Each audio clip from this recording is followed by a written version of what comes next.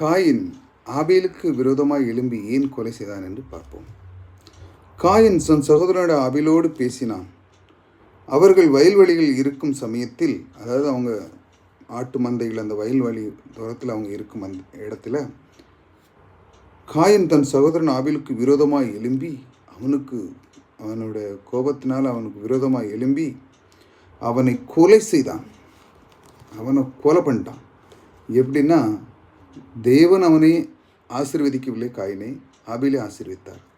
இந்த எரிச்சல், அந்த கோபமானது அவனை எந்த அளவுக்கு கொண்டு போயிட்டு பாருங்க, தன் சகோதரனையே கொலை பண்ண அளவுக்கு கொண்டு போயிட்டு.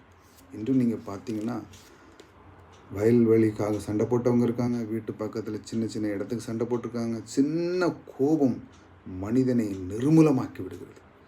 கோபத்தினால் இன்று பார்த்தீங்கன்னா கிராம சைடில் வரப்பு சண்டை இருக்கும், அந்த சண்டை, வீட்டு சண்டை, பக்கத்தில் இருக்க அந்த மதில் சண்டை, இப்படிலாம் கோபப்பட்டு நிர்மூலமாகி குடும்பமே அழிஞ்சது.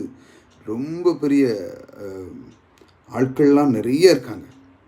சின்ன கோபம்தான் காரணம். இந்த மாதிரி காயினுடைய கோபத்தினால் தன்னுடைய சகோதரனை அடித்தான்.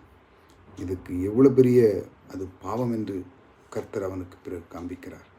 அந்த மாதிரி நீங்களும் வாழ்க்கையிலே கோபம் கொள்ளாமல் நிதானமாக சிந்தித்தால் வாழ்க்கையிலே நீங்கள் மகிழ்ச்சி பெற்று சந்தோஷமாக வாழ்வீர்கள்.